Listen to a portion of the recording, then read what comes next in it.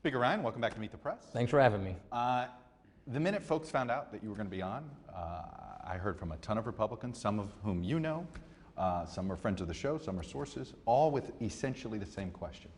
Here's somebody that you said about Donald Trump that the Muslim ban is un-American, against American values. You thought he made a racist statement. How are you comfortable still supporting him?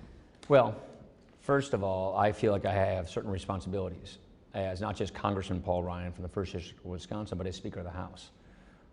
And imagine the Speaker of the House not supporting the duly elected nominee of our party, therefore creating a chasm in our party to split us in half, which basically helps deny us the White House and strong majorities in Congress. The last thing I want to see happen is another Democrat in the White House. I don't want to see Hillary Clinton as president. I want to see a strong majority in the House and the Senate. And I think the way to achieve those goals is to have a more unified party than a disunified party. Now, having said that, you know me well, Chuck. If something is done and said that I don't agree with, that I think puts a bad label on conservatism, then I'm going to speak out on it, as I have, as I will continue to do, and I hope I don't have to keep doing. You just made a case, though, of party over country. No, I didn't. I think there's a lot of things in the coming. I know Hillary Clinton won't agree with anything we want to do. She'll put a bad judge on the Supreme Court. She won't agree with any of the conservative reforms we're trying to do. I have spoken with our nominee a number of times about our agenda, about conservative principles, and about the policies we need to put in place in order to save the country. And we have so much more common ground than any other thing. And that is why I'm voting for our nominee. Because look, how did he reassure you, though? How did he reassure you? Why do you trust him? Because you've asked him to tone things down. You've asked him to reconsider some things. And then you hear so-and-so did reassure you in private that he would possibly back off the Muslim ban. And then he goes right on with it, and then some. He essentially accused the president of treason. One thing, he went a little far. I didn't actually hear. I've heard about this. I didn't actually hear those comments. I'm a little busy, so I don't read everything he says every day. Hey, let me just say this. One thing I know for certain, Hillary Clinton is going to continue taking the country in the wrong direction. She's going to make a once-in-generational choice at the Supreme Court that's going to be a bad one, where we lose sight of the Constitution. And I do believe, from speaking and from his public pronouncements, we have more common ground than not. And yes, there are things that he has said that I don't agree with. There are policies he's pursuing that I don't agree with. And in the legislative branch, a separate but equal branch of government, we will litigate those things in the future. You do have a point, though, where if he runs this way and loses, he stains the Republican Party. That's why. And then suddenly, not only do you lose the White House, but now you've got to explain your support for him, and a lot of other people have to explain why the party went to him, and it was a disaster. If that's what ends up happening. Back up for a second. Who went to him? He won the election. The voters picked him. He beat Ted Cruz and Marco Rubio and Jeb Bush and everybody else in Ohio and Wisconsin and all the rest of the country. Actually, and won. Well, he didn't win Wisconsin, or Ohio. But you just picked the two states get my point. Fair enough. He won the election. The voters voted for him. That's the point. He's winning. He won the delegates. That's the choice they made. This isn't a top-down party where a handful of people pick our nominee and the president. The voters picked him. That's the choice they made. What can I control? That's not something I can control. As Speaker of the House, what I can control is, can I help add substance to this conversation? Can I bring ideas to the table? Can I lead the House Republicans to take our conservative principles and apply them to the problems of the day, to give people solutions that improve their lives, and try and inject some substance in this conversation, bring an agenda to the country? That's what we're doing. So here's what I worry about, Chuck. I don't worry every day about what Donald Trump says and does. I worry about what I can do to help make this a better country, to help improve things, to help make this campaign one more about substance and ideas. And that's what we're doing here as House Republicans. Go to better.gop, look at our Better Way agenda that we're rolling out. We're trying to add some substance to this conversation so that people know where we're trying to go to get this country fixed. You said something interesting earlier in your answer, and I meant to follow up on that, and we went down a little bit. When you said you had a duty as Speaker of the House, are you implying that Congressman Paul Ryan, Ways and Means Chairman Paul Ryan, might have made another decision? Well, I am Speaker of the House, Paul Ryan, and that's who I am, and that's my responsibility. But it's interesting, you're not... I'm not going to go into the hypotheticals. I have a responsibility, and that is to not try and disunify our party and disrespect the voters of Republican primary voters of America. And what I can control is, can we add ideas? Can we add solutions? Can we bring substance to this conversation? The kind of election that I really want to have, that I wish we had in 2012 and in prior years, is give the country a clear choice and a path to pick from. You think you're going to get that election? Well, I think we can help. I think we here in the House can help, and that's what we can control. Are we offering substance and solutions, principles and solutions? Yes, we are, and that's what we can control, and that's what we're going to continue doing. You do have a role at the convention as convention chairman. You had doubts about whether to support Trump. You took a month to make that decision. Shouldn't delegates, if they have if they're having second thoughts about it, have an opportunity to express that second thoughts and be unbound, and let the will of the convention decide for sure that they want them? That's not my place to decide. My place, is because of, again, this role I have, which I feel has very important responsibilities, is to call balls and strikes and just play it by the rules. So it is not my job to tell delegates what to do, what not to do, or to weigh in on things like that. They write the rules, they make their decisions. All I want to make sure is it's done above board, clearly, honestly, and by the rules. So I see my role now, given that he's got the plurality, he actually won, is pretty much a ceremonial position. But the last thing I'm going to do is weigh in and tell delegates what to do, how to do their jobs. All right, but I guess, so if they decide to change the rules, and which is they can do, you're comfortable with however they change the rules? You're asking the wrong person. You should ask the party. You should ask Reince Priebus. You should ask the delegates. I think the Rules Committee meets the week before, or something like that. But if you have an opinion on this, it matters to them. My opinion is not relevant here. I'm not going to tell the delegates how they should do their jobs because I am chair of the convention. It's my understanding that there are a lot of big donors to the Republican Party who are so concerned about Trump, and the thought was they'd help you keep your House majority, and they'd give a lot of money to House Republicans and Senate Republicans, but some of them now just want to wash their hands of the whole thing. What do you say to those donors? You know, I talk about the House Republicans. I'm talking about our ideas. You know what I'm focused on? I'm focused on a response to Zika. I'm focusing on dealing with homegrown jihadists. I'm focusing on getting appropriations done. I'm focusing on our opioid bills that we need to get done this year that we feel I'm focusing on mental health reform.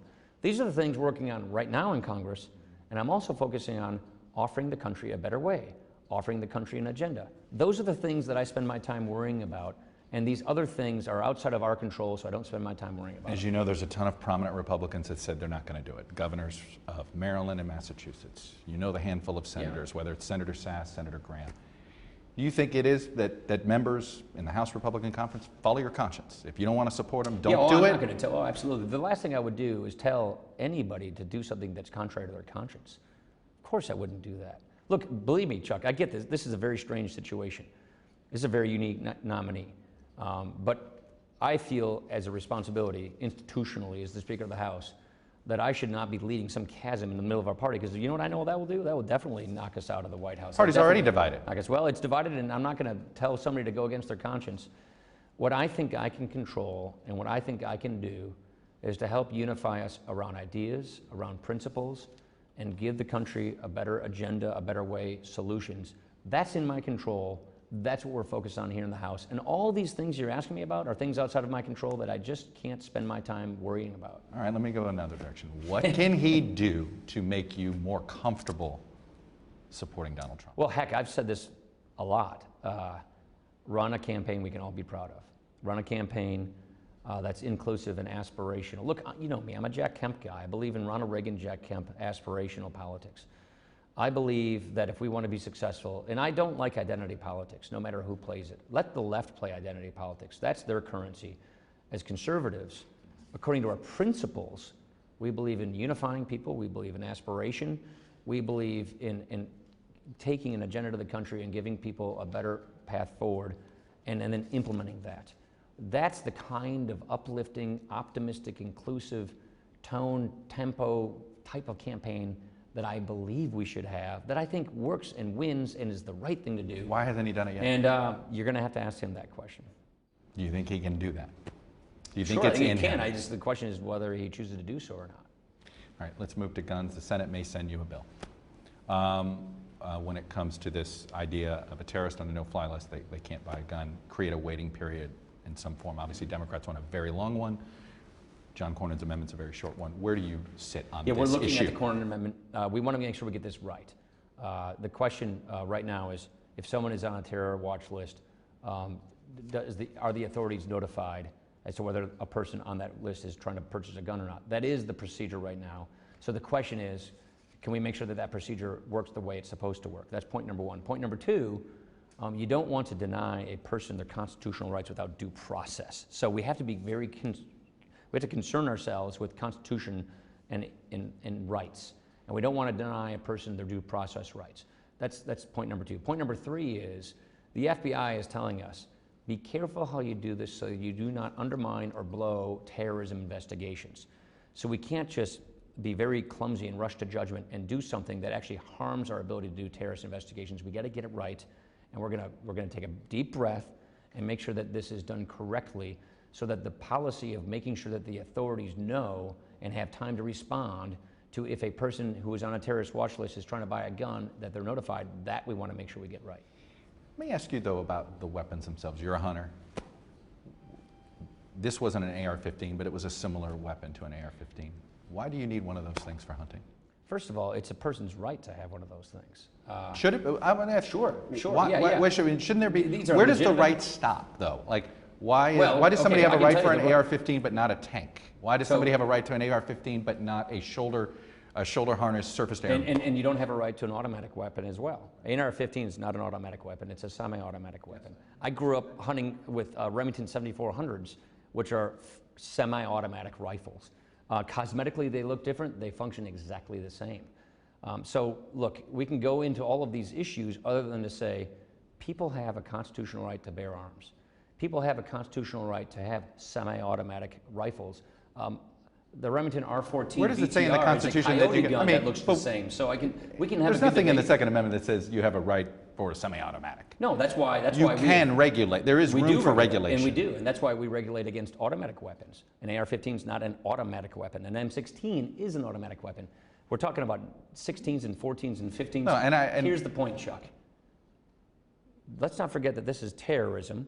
Let's not forget that this man was radicalized, and we have a real problem on our hands dealing with radicalizing young people who are citizens of this country who are going out and carrying out terrorist attacks. Let's also not, in the haste of the moment, compromise a person's legitimate Second Amendment rights. And let's make sure that law enforcement has the tools they need to stop a person from getting a gun if they're not supposed to get a gun. Let me just stop you before you get there. Okay. We just passed, this past Wednesday, our mental health bill out of the Commerce Committee. That's also an issue that we think needs to be dealt with. So there are a lot of issues that need attending to that deal with these violent actions, but taking away a legitimate law-abiding citizen's Second Amendment rights, I don't think is the right move to make. There is this, there's, and you like to bring this up, there's also common sense tests, right? And you say to yourself, a guy like that shouldn't be able to buy a weapon like that. And a weapon like that, why is it so mass-produced? Why is it so easy to get? What's wrong with creating extra hurdles for a semi-automatic AR-15? Well, you have to go through an instant check system right now to buy a semi-automatic The instant check system in some ways, though, I mean, why not have an extended background I bought check? my kids a shotgun at Christmas. I went through the instant check system. That means I was vetted to see whether or not I was qualified to buy a gun. Period. That's the way it's supposed to work. Oh, and by the way the FBI works, if someone is on a watch list, and they go and try and buy any kind of a gun, let alone an AR-15 or a 22, they are notified, the authorities. And the Cornyn Amendment says, let's just make sure we get that policy right. That's common sense. That's something we're working on. Final question, because your poverty tour, you got a lot of praise for touching on the issue, but you were pretty tough saying the war on poverty was a failure. And there were a lot of people pushing back saying, well, a 40% reduction in the poverty rate is not a failure. Our poverty rates are roughly the same that they were when we started the war on poverty. We've spent trillions of dollars later. We have 45 million people living in poverty. What I usually say is it's a stalemate. I think that there are some good reforms that have taken place. I like the EITC. I think there's fraud that needs to be fixed in that. So it's not that we want to get rid of all of these policies. If you actually read our report, if you read our solutions, we want to build on some good ideas. But I think we've made the mistake in this country, at the federal government especially, of pushing out community, pushing out civil society, displacing good local ideas, people who are really good poverty fighters, and We stacked up all these benefits that end up becoming a poverty trap, that trap people where they are in disincentivized work. Our welfare system has basically become a work replacement system, not a work encouragement system. So we need to retool our welfare system so that we don't treat the symptoms of poverty to make it more tolerable, which makes people stay there. We need to go at the root causes of poverty to get people out of poverty. And so there have been successes, but I would say there have been a lot of failures. And the evidence is we got 45 million people living in poverty today, multi-generational poverty, and we should not stand for that in this country. Let me, I forgot one, we did ask for Facebook questions, and this was an interesting one. I hadn't thought of it. It goes back to guns. Lloyd Moore asks it this way. What about passing a law requiring all gun owners to carry liability insurance on their guns and charge people with a crime if their guns go off and kill somebody? It's something that you would expect on a Facebook type of question. I hadn't thought to that. So I think the liability should be on the person who commits the action, not on the gun owner if it goes into the wrong Well, hands. I haven't I've never heard of this idea before, but I think the liability ought to be on the person. Just think of all the things in society you could do with making someone buying an inanimate object. Is it same? Should we do that with knives as well? Should we do that? I am an archery guy. I have a lot of bows and arrows. I think the counter would be. I can go on. The counter would be we do it. We demand it of people who own a car. Yeah, that's I think a little bit different of an issue. That's for damages and other things. Fair enough, but I think the person should be own the liability. All right, stick around. Thank you, sir. All right, Chuck. Hey, NBC News fans, thanks for checking out our YouTube channel. Subscribe by clicking on that button down here, and then click on any of the videos over here to watch the latest interviews, show highlights, and digital exclusives. Thanks for watching.